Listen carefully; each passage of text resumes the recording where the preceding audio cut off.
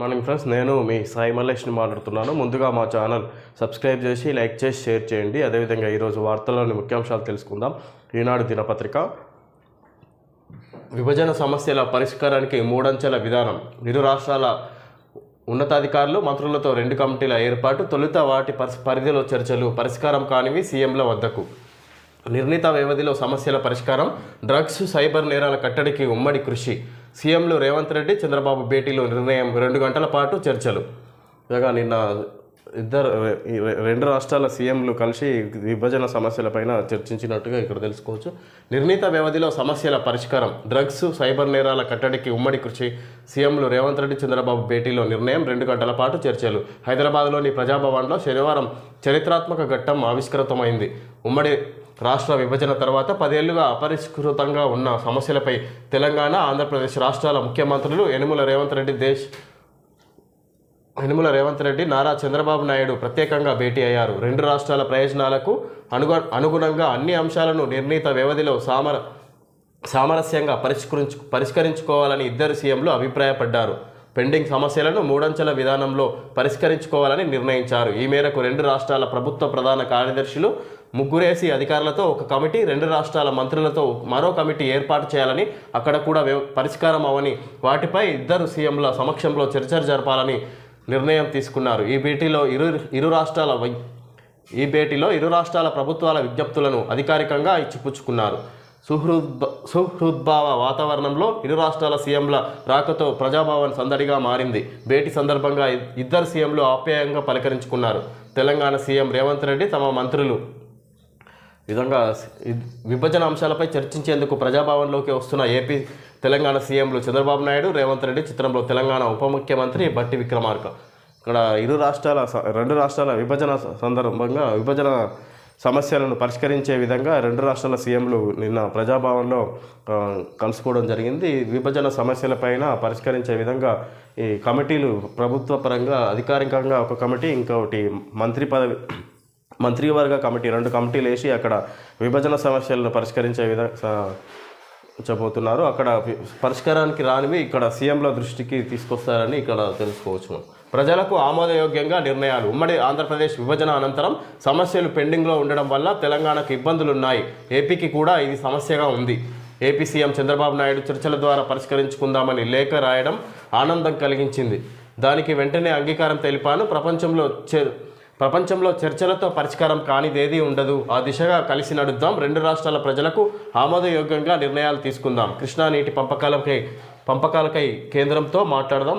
రేవంత్ రెడ్డి తెలంగాణ ముఖ్యమంత్రి.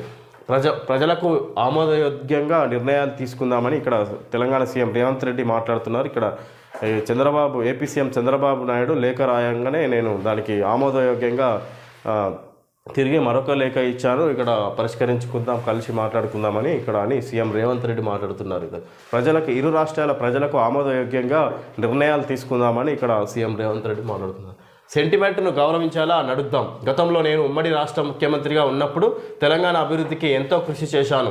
ఇప్పుడు కూడా 2 రాష్ట్రాలు అభివృద్ధి చెందాలని కోరుకుంటున్నా.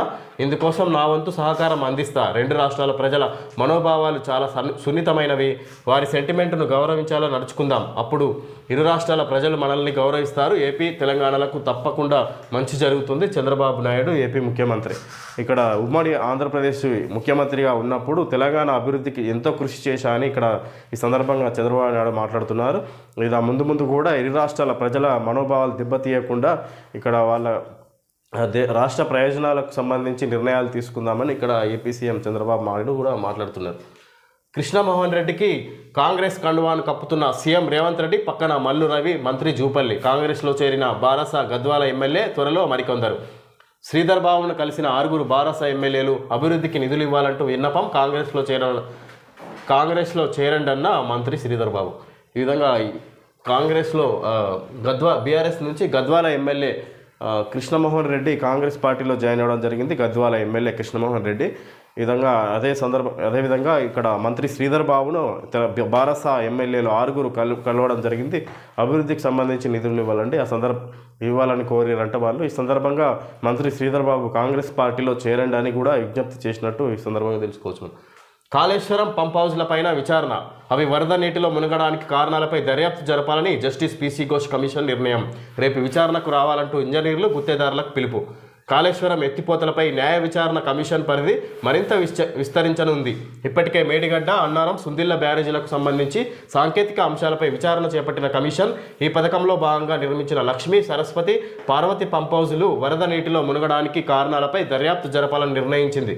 ఇందుకోసం ENC general, ENC O&M Ramagundam, CE commissioner of designs, CE quality control, సిఈతో పాటు పంప్ హౌజ్ల, ఈ విధంగా కాళేశ్వరం పంప్ హౌజ్ల పైన విచారణ జరుగుతుంది. ఇక్కడ అవి వరద నీటిలో మునగడానికి కారణాలపై దర్యాప్తు జరపాలని జస్టిస్ పీసీ ఘోష్ కమిషన్ నిర్ణయించింది.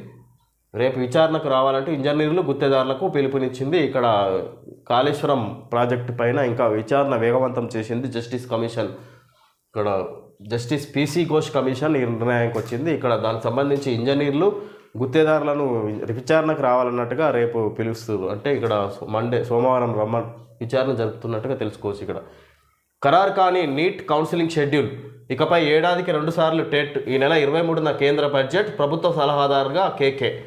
విధంగా ఖరారు కాని నీట్ కౌన్సిలింగ్ షెడ్యూల్, ఇంకా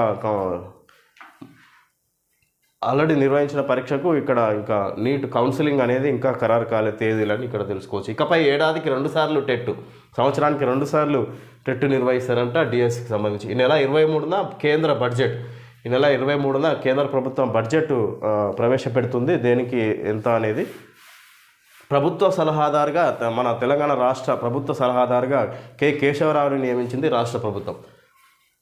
Malabar gold and diamonds celebrate the beauty of life. ఆషాఢంలో శుభం లాభం, 25% తగ్గింపు వరకు బంగారు ఆభరణాలపై తరుగు ఛార్జీలపై. ప్లాట్ 25% తగ్గింపు, స్టడెడ్ జ్యువెలరీ తరుగు ఛార్జీలపై తగ్గింపు 25% వరకు వజ్రాల విలువపై.